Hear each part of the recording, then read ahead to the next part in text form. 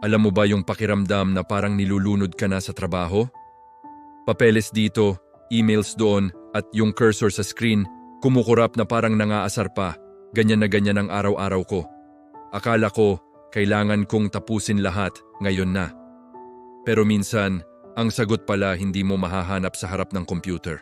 Isang araw, may nag-iwan ng note sa desk ko. Sabi, "Pahinga ka rin minsan, hindi lahat kailangang matapos ngayon." Simple pero tumagos. Napatingin ako sa labas.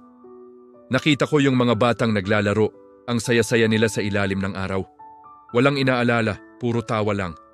Bigla naalala ko noong bata pa ako. Yung panahong ang pahinga ay hindi kailangan ischedule. Yung ngiti ko, kusang lumabas. Minsan pala, kailangan lang nating huminto, huminga at tanggapin na okay lang hindi tapusin lahat ng sabay-sabay. Ang totoong pahinga ay hindi pagtakas, kundi pagbabalik sa sarili mo. Salamat sa panonood.